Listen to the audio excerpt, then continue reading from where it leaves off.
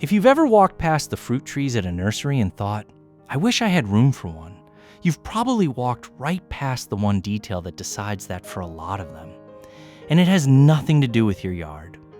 Picture a full crop of apples growing in a container instead of an orchard, loaded with fruit on a patio where a full-size tree would never have fit. Fruit trees aren't cheap the way a packet of seeds is cheap, so getting this one detail wrong isn't a minor mistake. It's a $70 tree that spends 3 years disappointing you before you figure out why. For classic trees like that one, apples, pears, peaches, plums, the rootstock they're grafted onto can be the difference between a tree that stays manageable for decades and one that eventually needs a backyard it's never going to get. I'll show you exactly what to look for in a minute. Trees like citrus, fig, and pomegranate play by completely different rules, and I'm covering those too, because a single rule rarely covers 13 different plants, honestly. 13 trees. 4 questions that will tell you whether any fruit tree actually belongs in a pot. Here's the actual test, and I'll come back to it at the end once you've seen it play out across the whole list. Can the tree survive where you live? Can you keep it small enough? Can one tree set fruit, or does it need a compatible partner nearby? And will your container still make sense for it 5 years from now, not just this spring? Every tree on this list gets judged against those 4 questions. Some pass all 4 without any real caveats. A couple only pass if you're paying attention to the fine print on the tag. Let's start with the tree that taught me why that fine print matters in the first place. An apple tree, left alone, wants to be 30 or 40 feet tall. The dwarf version you'd actually put in a container isn't a different species, nor is it some miniature breed someone invented. It's the same apple, grafted onto a different rootstock, one specifically selected to limit how big the tree's top ever gets. That root system is the rootstock, and it's the single most important word to look for on the tag, or the single most important question to ask if the tag doesn't say. Ask for a tree on a genuinely dwarfing rootstock, something like M9 or M27, if the nursery can tell you what it's grafted onto, and you can get a dramatically smaller tree that still produces full-size fruit. The exact mature size depends on the rootstock and variety, so don't just ask whether it's dwarf. Ask what the tree is actually expected to reach. Skip that question, and you might be planting a full-size tree that simply hasn't caught up to its real size yet. One more thing before we move on, because it applies to more than just apples.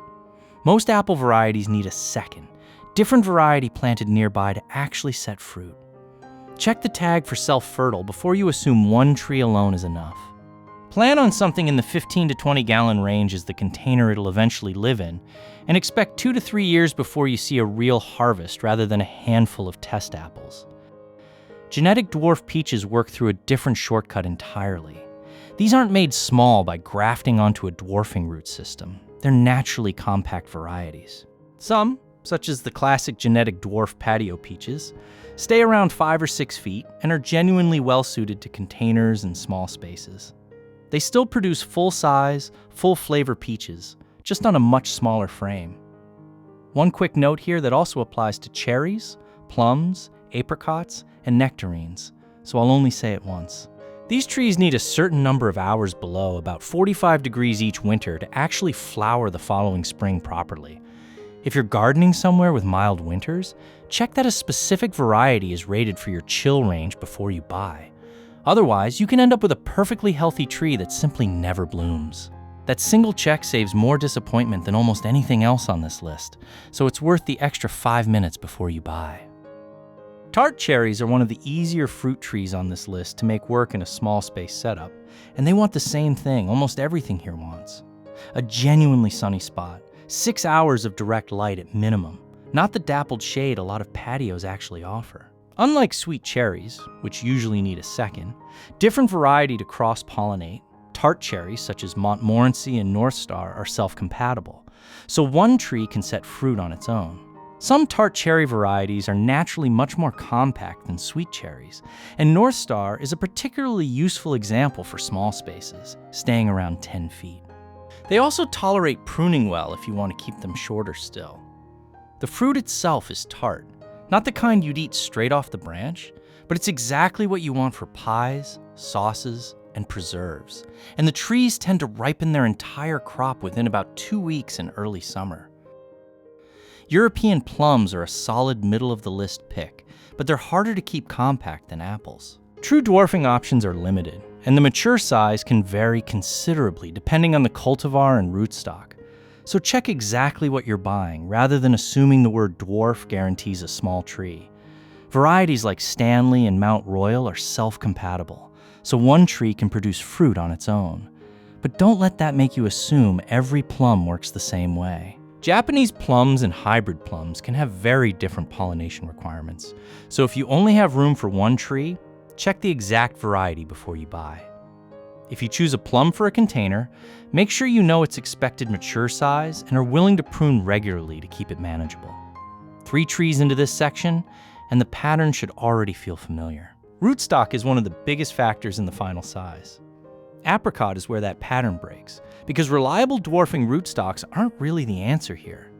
Instead, if you want to grow one in a container, look for the most compact cultivar you can find and be prepared to use regular pruning to keep the tree manageable. Most apricots are self-fruitful, but pollination can vary by cultivar, so check the exact variety before you buy. The catch is bloom timing. Apricots flower extremely early in spring, sometimes before the last real frost has passed, and a late cold snap can wipe out that year's blossoms before they ever become fruit. That's not a reason to skip it. It's a reason to know that in some years, in some climates, you might get a tree full of flowers and no fruit at all. And that's normal, not a sign you did something wrong. Pear is the one entry on this list where I want you to slow down before buying, because it's genuinely more complicated than apple. Cold hardy pears are especially difficult to keep truly small, and many trees sold as dwarf pears are actually on rootstocks that will eventually produce a much larger tree. In milder climates, quince rootstock can provide useful size control, but it isn't suitable for every cold region. So before you buy, ask exactly what rootstock you're getting, what size the tree is expected to reach, and whether that size actually works for your container. And like apples, most pears need a second, different variety planted nearby to fruit reliably. One tree alone, more often than not, disappoints. Nectarine is one of the easiest fruit trees on this list to mistake for something completely different from a peach, but botanically, it's essentially a peach with smooth, fuzzless skin. The container logic is very similar. You still need the right chill requirement for your climate, plenty of sun, and a tree whose mature size you can realistically manage. Most nectarine varieties are self-fruitful, so one tree can set fruit on its own, which makes them especially practical when you're short on space. The real reason to choose one over a peach is simpler. If you prefer smooth-skinned fruit, this is your peach alternative without needing a second tree for pollination. Just remember that the same small space rules still apply. Check the variety, check the expected mature size, and make sure you're willing to prune it regularly. 7 trees in, and you've got a pattern worth carrying into every nursery you ever walk into again. Rootstock is one of the biggest factors in final size when a useful dwarfing rootstock exists. When it doesn't, like with apricot, you need to know what other tools you have to keep the tree manageable. The tag, or a direct question, tells you the rest. Quick question: patio, balcony, or windowsill? Tell me below, because that answer changes which half of this list actually makes sense for you. Everything so far can live outside year-round in the right climate once it's established. But for some of the trees from here on, the issue isn't whether the tree can survive your winter. It's whether the tree, the flowers, and the fruit can handle it.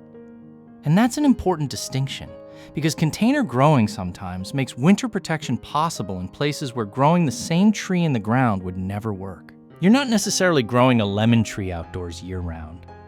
In a cold climate, you're growing a tree that spends its summer outside and becomes a winter logistics problem every year. Every fall, before the real cold hits, that container comes in. Sometimes into a bright room, sometimes into a cool garage where the tree can go dormant, depending on the species.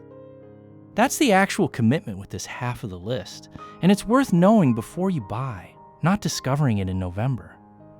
Meyer lemon is the one everyone pictures when they imagine growing citrus at home, and it earns that reputation.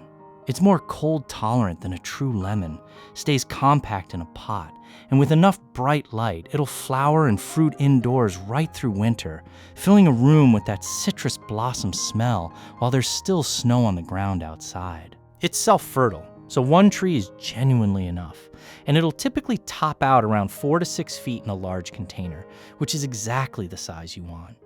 Citrus in containers gets hungry faster than trees planted in the ground, so plan on feeding it every few weeks through the growing season with a fertilizer made specifically for citrus, not a generic all-purpose feed. Calamondin is a smaller, sourer relative of the orange, and it's one of the best citrus choices specifically for flowering and fruiting in a bright indoor spot, since it tolerates lower light better than most citrus varieties do. The fruit itself is more of a marmalade or cocktail citrus than something you'd peel and eat like an orange, so it's worth knowing what you're actually growing before you plant it and expect orange juice sweetness. Kumquat is one of the more cold-tolerant citrus choices you'll find. Still not something you'd leave outside through a real winter, but about as close as citrus gets to hardy. The fruit is eaten whole, peel and all, a sweet skin wrapped around a tart, almost sour center, which makes it one of the more unusual textures on this entire list. It's self-fertile, stays naturally compact, and tends to be one of the easier citrus trees to keep genuinely happy indoors for months at a stretch. 3 citrus trees in, and if you're the kind of person who likes finding out which plants are actually worth growing in the space you've got, that's exactly what this channel is built around. Subscribing means you won't miss the next one, including a full breakdown of actually overwintering trees like these without losing them to a dry, dark corner of the house. 4 more trees to go, and they get a little stranger from here. Fig might be the single easiest tender tree on this list to overwinter, because you can let it go fully dormant instead of babying it through winter as a houseplant. Once it drops its leaves in fall, you can move it into a dark, unheated garage or basement, barely water it, and forget about it until spring. No bright window required for months at a time.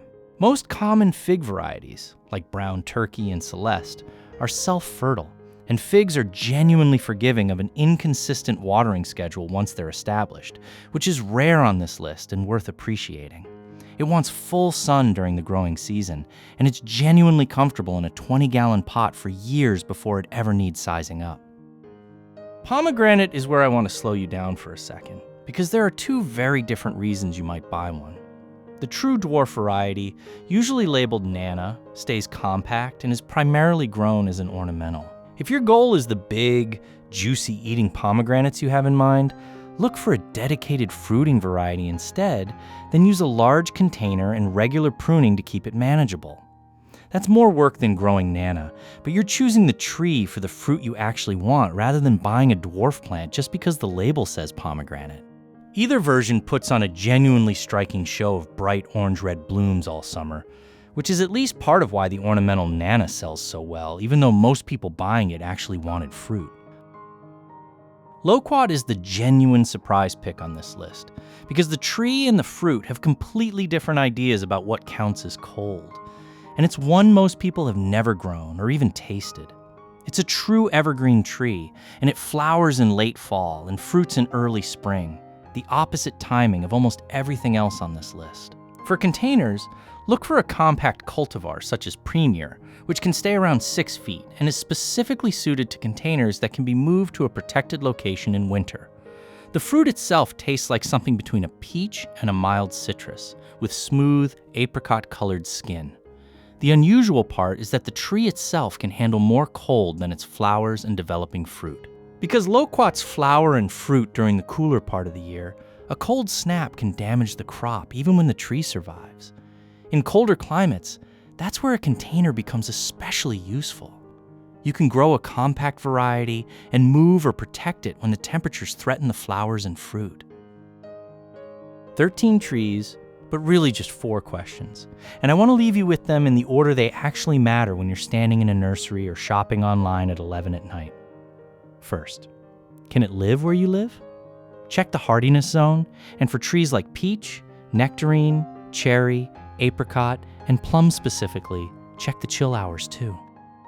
A tree that survives your winter but never gets cold enough to flower properly is still a tree that won't fruit. And if it's a tree that needs winter protection, be honest with yourself about whether you actually have a place to protect it. Second, can you keep it small enough? This is the rootstock question from the very first tree on this list. Ask whether it's grafted onto dwarfing rootstock, whether it's a genetically compact variety, and what size the tree is actually expected to reach. Third, can one tree set fruit, or does it need a compatible partner? Some are self-fertile. Others need a second, different variety nearby. This is one of the easiest questions to skip and one of the most expensive to get wrong. Fourth, will the container still make sense for this tree in 5 years, not just this spring?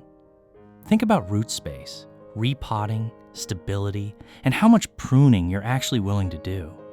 Ask those 4 questions about any fruit tree, not just the 13 on this list, and you'll know in about the time it takes to read a plant tag, whether it belongs in your space or in someone else's yard.